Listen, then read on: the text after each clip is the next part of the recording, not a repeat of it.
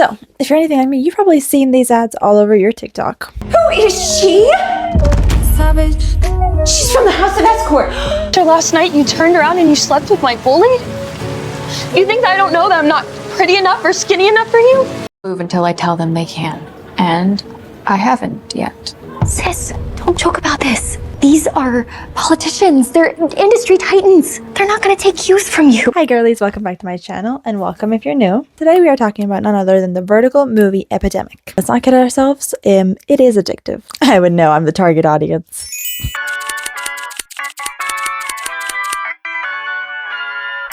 I cannot even begin to tell you how much time and money I have spent on these Reelshorts. What I can show you though is the amount of movies I watched.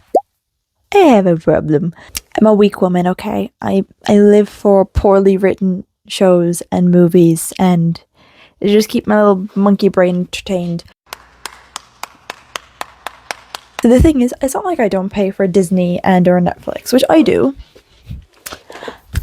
I just don't use them. They just kind of sit there when I want to watch the odd movie. Normally, I'm sitting down watching a Reelshort because, again, they are absolutely addictive. And, I mean, how could they not be? Have you seen some of the plot lines? Bloody face! Damien! My future husband! They're batshit insane. So today, I'm going to take you through a few of my favorites. I'm only going to talk about 3 because there's loads. Otherwise, if I would talk about every single one that I've seen, we would be here for hours. So we're not going to do that. We're going to talk about all the ones I have. Well, not all the ones I have seen. 3 of my faves. And we're going to start off with Made for My Nemesis.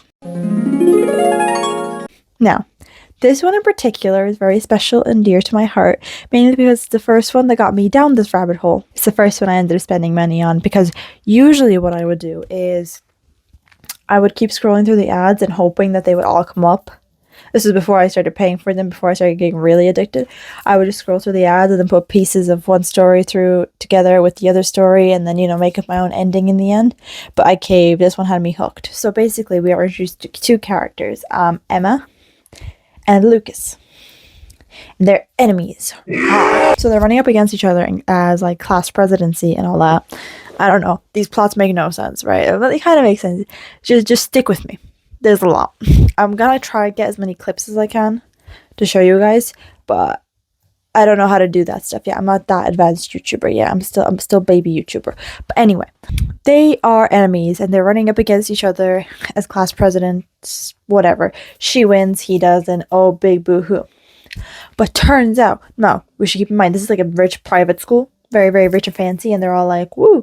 So he's a rich boy, she's secretly poor girl, but no one knows it yet. They finish school and all that, and then she goes to her job because she needs to pay her dad's medical bills. This is a very recurring topic in like all of them. One's poor, one's rich, one needs money for medical bills, and they do all this like stuff, and they're like, I can't believe they're doing this for money, but they need the money for medical bills. That's like a plot of like every story, and everyone's a billionaire. Don't worry about it. So she is doing her little job and she kind of gets harassed at work, and then Lucas comes in being like, hey, leave her alone. Bam! And they're like, how dare you hit me? I'm gonna sue you. He's like, I want to see you try because I'm rich and stuff. And then Emma's like, how dare you? You made me lose my job. And he's all like, I just helped you. What the heck? If you need a job to buy more purses, I'll give you a job. And she's like, I'd rather die. And then he's all like, yeah, I'm gonna get a little dramatic with these. He's all like, fine, whatever. And then she walks away all hurrup. And then he's like, Hey, hire her as a personal maid, but don't tell her it's me. the person he calls, I think it's his maid or whatever. She's like, okay, no problem. I got you. so then Emma gets the offer, $2,000 a week for being his personal maid. And Emma's like, I need the money. And this is really good money, which I mean it is. And so she's like, okay, deal. So now she's the personal maid of someone. She doesn't know yet. And she's doing her job, and she walks in the morning to bring him his morning coffee, and boom, there he stands, Lucas. And she's all like, and he's all like, he. And she's all like, and yeah, you get the point. And she's all like, what? I don't want to be your personal maid. And he's like, well, okay, you don't have to, you can leave. And she's like, but I need the money. Shit, okay. So she stays with him, and it's all like, whoa. And so she's gonna be late for school because he's being all picky with his coffee, and he's like, it's fine, I'll give you a ride to school, you don't need to take the bus because I'm a cool guy. And she's all like, fine, okay, whatever. So they're just sitting there, and he drives her to school, and she gets out of the car, and all the popular girls are all like, because how dare Lucas Bennett go out with her? She's a nerd, and no one likes her. And then the mean girls, they're like, so Bree's the main mean girl. Bree's like, how dare you go after my mans? Like, you are not it. And Emma's like, I'm not with him like that. He just offered me a ride because my car broke down. So, like, you can take him. I don't want him because they're still enemies at this point. And Bree's like, how dare you? And then she splashes her. She goes with her little drink, and it covers Emma. And Emma's like, and all the other people are like, because, you know, that's how these shows go. They're very simple to pick, like, you know, we'll get there. This one is really good, and I'll get to that one eventually. But anywho, so that's all happening, and then Lucas comes in all like, I'll save you, my dad's all in distress. And he kicks down a bin. Yeah, tough guy stuff. And then the principal's all like, Lucas Bennett in my office now. And he's all like, ugh, this guy again. Then he gives Emma his jacket because he's like, here, I'm cool guy. And then he's in the office, and in the office, the principals are like, if you don't get it, you're gonna get it filmed. And Lucas is like, whatever, my mom's gonna pay me out here. No, he's not this time. This scene goes on, the whole play-by-play goes on at least 5 times throughout the show. And Emma's all like, oh no, I feel really bad now, how dare I, or whatever. But we skip along, now they're playing volleyball, you know, for PE. And Bree hits Emma with the volleyball twice. She goes, wow, wow, and Emma goes, ah, ah. And then the third time, Bree grabs Emma's hand and makes it looks like she pushed her, which again, you will see in like every other story. And then Bree falls to the ground like, my ankle, Emma broke my ankle. And Emma's all like, oh, no, I didn't. And everyone else is like, coach is all like, Emma, you can't be doing that. And Emma's like, well, I didn't do that. And it's just like, what? I don't know what's going on. But then Lucas, he walks by and he sees this whole thing go on, and he goes, how do I get the girl that I very, very clearly like out of this very peculiar situation? I know. Le stink bomb. So he goes, and they're all like, stink bomb. And then the coach is like, I'll let you off with a warning, Emma, but you gotta clean up the stink bomb. So Emma finishes her stuff last while everyone else is getting changed, and she's like, okay, I need a shower now. You know, as a girl does. You know, you go to the locker room and you shower. But then she gets into the shower, and then Bree enters the showering rooms, or the locker rooms, whatever you want to call them. And she steals Emma's clothes. Again, another reoccurring theme in every one of them. I love it. Emma comes out of her shower, and she's all like, oh, my clothes are gone, but I can wear my maid outfit. No, people will laugh at me. So what do? So she goes out in her little towel. Maybe she can find clothes outside. Well, so Bree's standing with a bunch of people and being like, she's a whore. Look at her being naked. And Emma's all like, oh no, what do? So she pulls the fire alarm, and Lucas is all like, no, I'll save you, and grabs her, and they run away together into a classroom, and he gives her spare clothes so she doesn't get in trouble. Then the principal walks in and goes, Emma, how dare you pull the fire alarm? You know it's against the rules. And she's all like, I did, And then Lucas is like, oh, no, Emma, you'll be safe. I'll save you. And he takes the blame for it. And then they do the whole, Emma gets a call from the hospital. Hey, your dad is dying. We can't do the surgery with the money. I can do the money as soon as possible. You need the money. I can do the money as soon as possible. Please help my dad die. So basically, Lucas gives her the money at one point. Like, he comes into the class and he's like, hey, Mrs. President, what up? And then he gives her the money, and she's all like, Lucas, you don't have to. But they had like a bonding moment, so it's like, it's okay. Baby girl, I got you. Obviously, Bree sees this thing, and she's like, why did he give her an envelope? And okay, whatevs. So Bree puts a note in her locker being like, pretend Lucas. Meet me in the bathroom at 3 p.m. I have something to tell you. And Emma, being the little love-struck girl she is, she's like, la la la la la la, completely oblivious to this note. And Bree and her little minions are waiting there.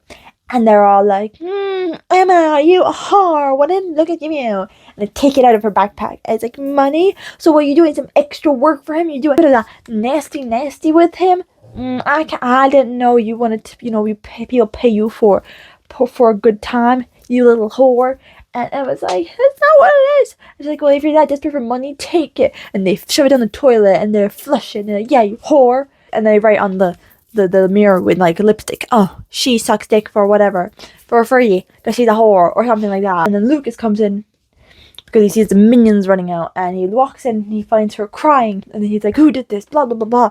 And then the principal comes in, and because Bree got the principal so they can get expelled. And so then they run into the toilet to hide in the toilet, and they're sitting there hiding or whatever, waiting for them to leave. And the principal, he goes to check under the thing to see if there's more than one pair of shoes.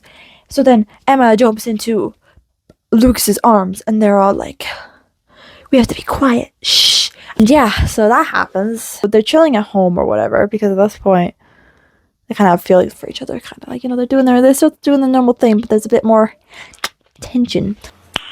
Nice. Bree ends up coming down to Lucas's house like a weirdo. She walks into the mansion, and one of the maids tells Emma, go greet the guest. And Emma's all like, okay, la la la la la. And they walk down, and it's Bree, and she's like, well, shit. And then Bree takes a photo of her, like, snappy, snappy, snappy. And Emma's like, no, don't take photos of me. And she's like, well, it's too damn late. And Emma tells Lucas what happened. And Lucas is like, no, we'll be fine. We have to get there fast. So they get into the car, and they're running to the school. But they get to Emma's locker, and suddenly there's a photo of her as a maid on her locker. Oh no! Bree's telling everyone, oh, she's one of Lucas's maids. Can you believe it? Our president? That's crazy. But that's when Emma decides to lie for the first time, and she tells him, well, no, he's actually my boyfriend. Bah, bah, bah. And the school goes, again, as usual. They get together, and he's like, she is my girlfriend. It's like, what? You have no proof. And then he kisses her. So he kisses her, and school freaks out. Emma goes to her best friend. We're in the bathroom, and then Emma's confessing the truth to her because her friend's like, how dare you not tell me you're dating Lucas Bennett? And then she's like, I wanted to tell you here, I have to tell you all the truth. So she spins all the beans, like how she's broken shit to her friend, which she didn't tell her friend before because she was too embarrassed or whatever. But Bree overhears all this in the bathroom stall, and she records it. Go back to the mansion, and Emma and Lucas are kind of keeping their distance from each other. And then when they finally meet, it's just they meet when Emma's trying to recite her, basically confessing her feelings to Lucas. And Lucas is like, do you really feel that way about me? And she's like, yes, I do. And then they get together and they do stuff. And then Lucas's mom comes in, and she's like, Lucas, how dare you fraternizing with the staff? That's unacceptable. And she scares off Emma, being like, he does this with like many maid girls, like you're not the first one. And yeah, basically that's what happens. So there's a big fight in that, and all like, I'm gonna fire you. But then his mother changes her mind because the maid says, well, he actually cares about her, so you shouldn't be so harsh. And she's like, oh, okay, let me pay for your father's medical bills instead. Anyway, we go back to the school because now it's homecoming. Oh, and her dad's all okay, and she's all at home taking care of her dad. So Lucas is all like, you should go to homecoming with me. And she's like, no, I can't. I'm sorry. I'm taking care of my father because he's sick. And he's all like, oh, it's okay. I have my personal maid. She could take care of him. And she's like, oh, really? But I don't have a dress. And he's like, oh, well, I got you a dress because I'm rich. And then she's like, I don't have anyone to do my hair and makeup. I'm gonna be ugly. And he's like, I got your best friend here. I know, I'm amazing. And then they do the whole montage, and then she comes down the stairs, and he's all like, oh, and she's all like, ah. They make their way down to the homecoming, where everyone's like, oh, is that Emma? And they're all like, she's beautiful. They announce the king and queen, and it's Emma and Lucas, and they're all like, yay! But then Bree comes in, and she's like, stop, because actually Emma is a broke bitch, and she is his maid. And the entire school goes, ah! And then she shows the proof of a recording, and then it's like, whoa. That's where Lucas sends out the video, another blackmail video he had on Bree of her bullying Emma that he stole off the security cameras. And then they're all like, oh, Bree's a bully, crazy, as if we didn't know this information already. And then they live happily ever after. Yay. So that is basically my synopsis of Made for My Nemesis. That was the first Reelshort I fully watched through, and still to this day is my favorite. It is so stupid. I love it. We are moving on. So, the next story I'm about to tell you is about the daughter of Zeus. I know. It's gonna be fun. So our story starts with Hera killing off every one of Zeus's mistresses using her dog, also known as Kairos. She basically had this man under a spell, or more so a curse, and he's all like killing off these people. Now Arya, our other main character, she's a little kid and she sees this evil man kill her mother, and she's all like, how dare she? Okay, bear with me. So then, she commands him to kill all the kids that this woman had, and he walks in and he sees Arya, a little girl, and he's like, oh, I'll betray her this time. I'll betray Hera, and I won't kill this one. Fast forward a few years later, Arya's older and she's with her father, her very abusive father, and with her sister, and her father's all like, you need to bring food to the table, otherwise I'm selling your sister to the highest bidder. And she's like, no father, don't do that, I'll go get some food. So she's hunting, or at least trying to, and she hunts down one of Zeus's golden lambs or whatever, and Kairos and Hermes are watching, and they're like, oh, how did she do that? So then Kairos goes up to her and he's like, yo, what the fuck? And she's all like, what? How dare you, like, don't touch me. And then they accidentally make skin contact, and boom, he has a flash forward into his future. They're like soulmates. So now he's like, wait, I have to protect this girl low-key because like she might be my ticket out away from Miss Hera psychopath. And then Hermes is like, whatever you say, buckaroni. So they head back to Hera's house because he's like, Arya's house, because he basically tells Arya, I'm kidnapping you now, you're coming with me because you killed one of the lambs. That's his excuse, at least. But, like, the real excuse is, you're my soulmate, and you're gonna help me break my curse. And he hits them. Bring her to the house, and she's like, but my sister, what you gonna do? He's like, I'll make sure she's safe. So that's what he does, whatever. And they head out. He ties her up, and she's like, why did you tie me up? He's like, because you tried to kill me already. Of course. So she's like, okay, whatever. And then she escapes, and slashes him, and runs away. And he's all like, well, shit. So he chases after her, and she gets into, like, the dead spirit section of whatever place we are. And they're all like, give me your soul. And she's all like, help me. And then Kairos comes in there and he's like, wow, knight in shining armor. And she's like, oh my god, thank you so much. And then boom, he gets slashed in the neck. Now he's dying. Bum, bum, bum. So she could have left him there for dead, but instead, because of the power of love or something, I'm not quite sure, she brings him to a cave and helps him recover. She gives him her blood because it's like, I don't know, breaking the curse or something, or breaking dead spirits. I'm not quite sure what was going on there. And he's all like, you saved me. And she's like, yeah. The reason she escaped was because they touched skin again, and he had another vision where he was free with her. And that's why he got distracted, and that's how she escaped and slashed him in the first place. So anyway, they did a little thing, and he's like, I'll bring you to the school of Olympus, daughter of Aphrodite Daphne. Is that like, Kairos, I like you a lot, and you should date me, and who is this girl? And he's like, you should take care of her for me. Okay, trust. No, she doesn't do that. What she in fact does instead is lead Arya to this place and like cover her in like fiery burning water. I'm not quite sure what it is. You're asking the wrong person here. I watch brain dead content. This one was just there, and I liked it, so that's why I'm talking about it. And she gets burnt by this stuff, and she's like, my skin, and all that. And then Kairos is like, I'll save you, baby girl, because you are my future. And he saves her. And then when he's like tending to her wounds, that's when she has her first vision. They're soulmates. Bam, bam, bam. And she's all like, Kairos, what are we gonna do? Because I'm supposed to be dead or whatever. He's all like, it's okay, trust me, just trust me, I have a plan. Anyway, the next time, they're doing the whole school thing. She's in the cafeteria, not really a cafeteria, I'm not quite sure. And she comes in there, and the girls are like, yeah, come sit with this, before they basically bully the shit out of her. And she kind of goes a little apeshit. And she is the daughter of Zeus, after all. And she goes, no, you are... And they like kind of start like beating her up with like metals and shit that can hurt her skin, because she's immortal. She's a mere mortal, so that's why she's below them. So they start burning her with metal, and she's like, no, you're not gonna do this. She summons the power of the lightning and goes, Chow! And they're all like, whoa, and then she's like, huh, and then they're all like, what?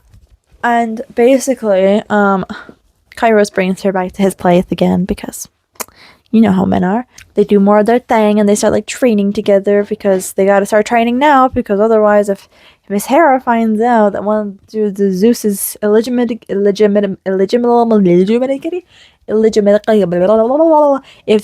Hera finds out that one of Zeus's illegitimate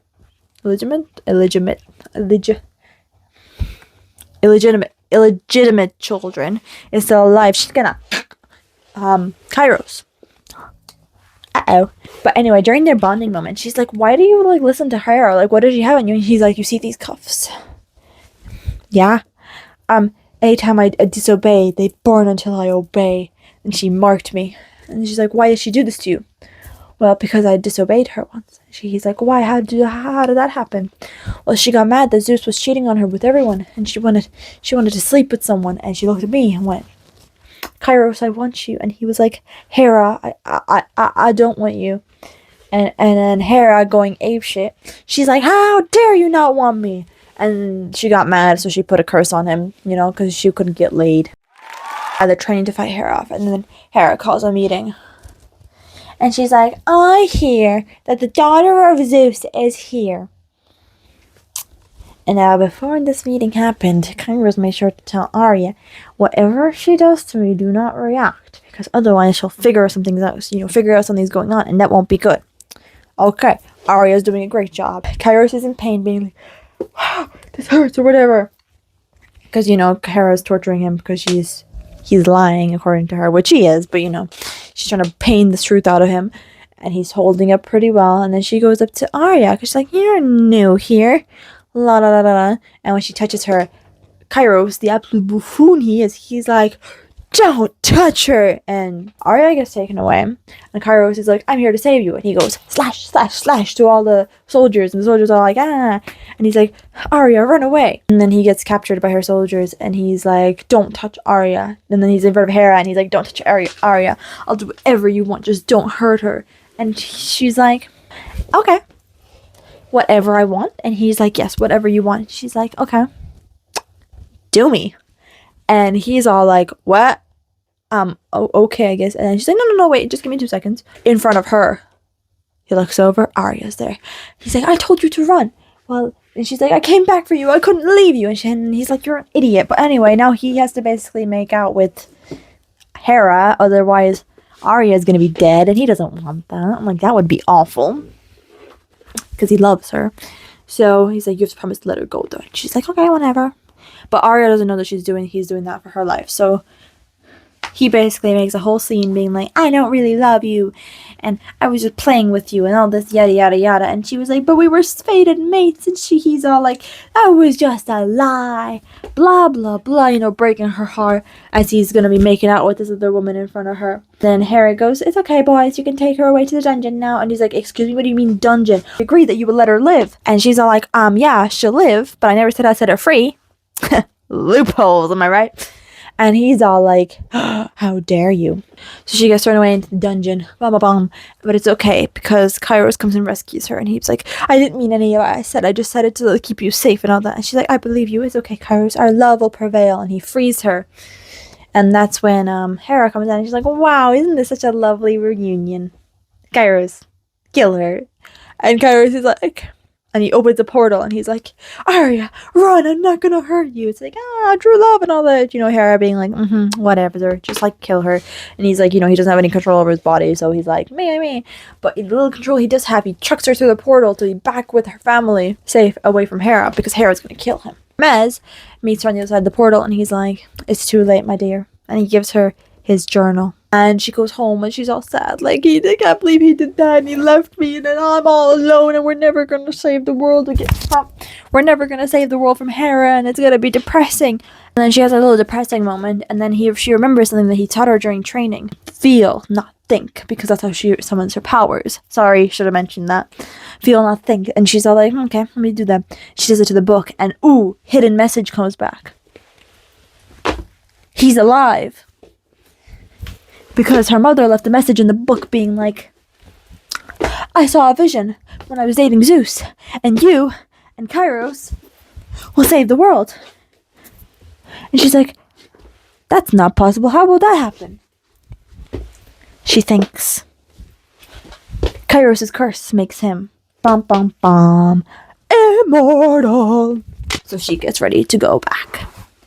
Anyway, we're back to Olympus now, and Hera has turned the entire school into a gladiator ring. She has students basically fighting to the death in front of her because, you know, she's cool like that. Arya comes in and being like, stop what you're doing, Hera. I'm here to free Kairos. She's like, I'll do anything. I'll fight anyone in here. You just to free Kairos. Which, again, if you were anything on me, you would have noticed immediately how stupid that is, because Hera then looked at her and went, oh, anyone? Okay, fight Kairos then. Now they get into a fight, but they don't want to hurt each other, so they're backing away from each other.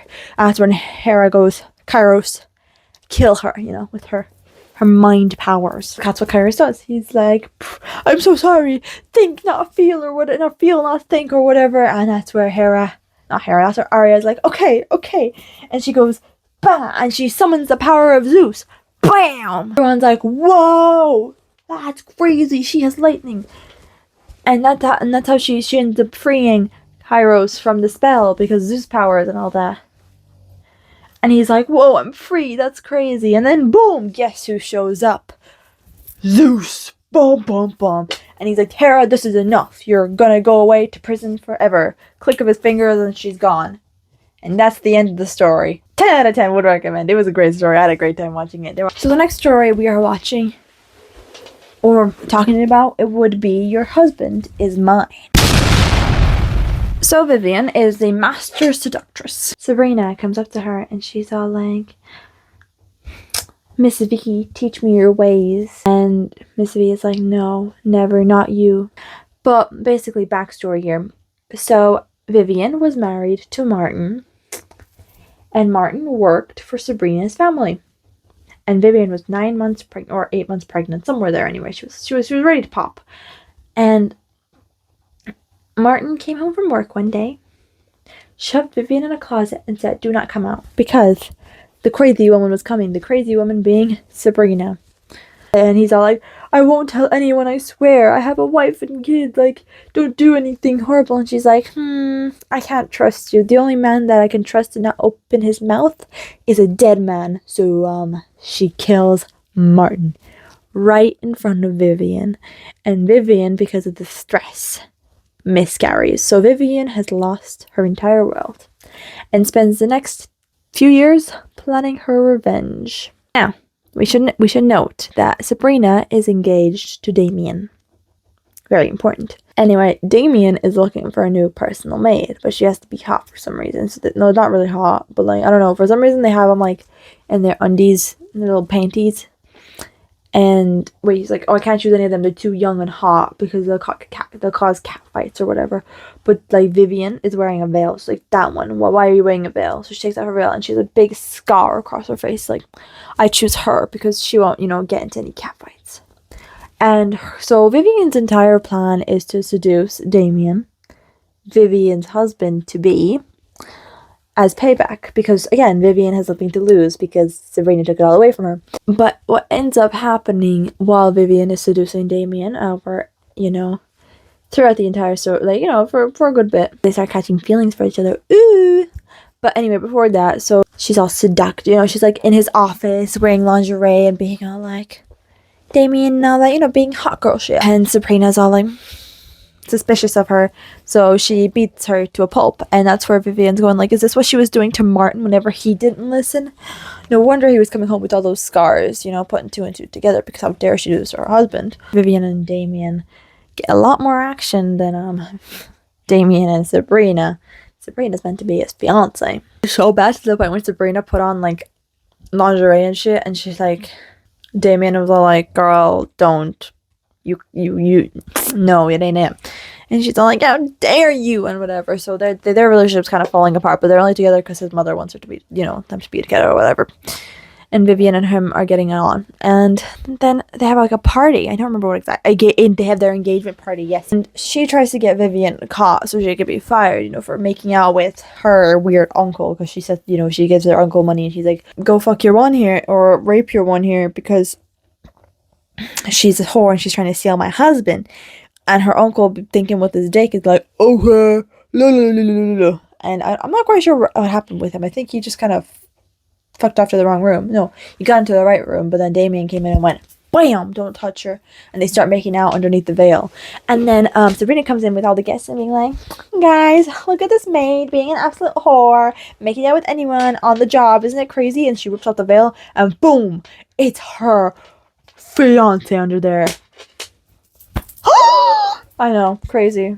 But yeah, so that's what her story, yes. And he pretty much proposes to Vivian there in front of Sabrina, and Sabrina's like, how dare you. Fast forward a little bit, and Sabrina plans to have Vivian kidnapped. Vivian gets kidnapped, and Damien runs to find her. And she's all like, I'm gonna kill you, you can't take what's mine. Like, how dare you, all this, I'm gonna have this guy to have his way with you first, and then he's gonna kill you and all that.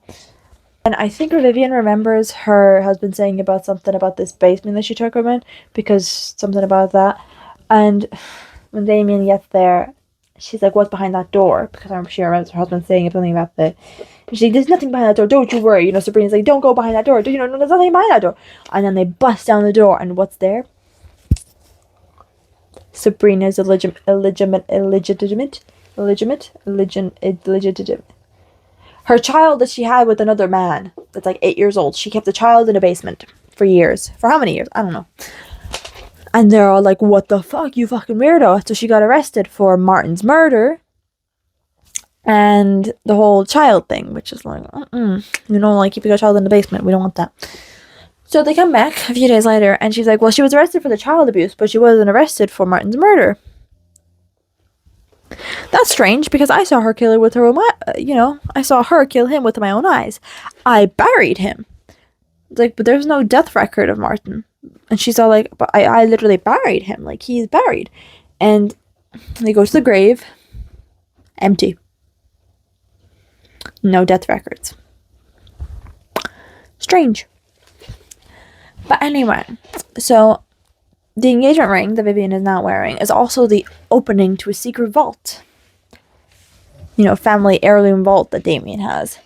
And she's wearing it, and they're in the office, and he's like, open the vault. You know, I love you, open the vault and all that. And you'll never believe who busts through the fucking door. Martin, alive and well. And she's all like, Martin, you're alive? And he's all like, yes, now open the vault, dear, but you're alive. I thought you were dead. It's like, no, I wasn't. I was faking it so I can get this money. And she's like, but what about our kid? Our kid died. And he's all like, oh, I never wanted kids with you. I was just using you. I'm actually the one that set you two up. See, my aunt, who runs the seduction business, she's the one that hired Vivian. And then he knew that her and Damien would get along enough very well, you know, for him to give Vivian the magic vault ring. And she's like, I can't believe you've done this. He's like, I can't believe you've done this. I've trusted you. I can't believe you, Martin. And he's like, well, that's too bad. And he brings out his gun and he shoots. He shoots Damien. And Damien's like, pooh. And he's like, yeah, that's what I thought. Too bad. They were prepared. Damien had a bulletproof vest on. And the police came in and took Martin away. And then Vivian and Damien were all like, happily ever after. And that was the end. I know. The last two I didn't give very long synopsises of because I didn't rewatch them on time. I watched them like last week or the week before that. At least 2 weeks ago. So it's been a little while. So my brain needs a refresh, but I think that's good enough. So how do I feel about Reelshorts? I personally love them. There's something about bad media that really has me entertained, you know? Like, the worse it is, the better. Then again, I was a Wattpad girl. So, that might have something to do with it. Bad written media is my shit. Like, yes, I could watch this amazing production of God knows whatever, but also, when else am I going to be able to watch these absolute masterpieces that are just copy and pasted the same story with a little bit of a different font, but still equally as horrifically written? The secondhand embarrassment that you get from them is insane. Yeah, that's the end of this week's video. I hope you guys enjoyed this. Thank you so much for watching. Don't forget to like and subscribe if you liked the video enough. And I will see you guys next week where I am trying flying pole for the first time. So we'll see how that goes. Bye now.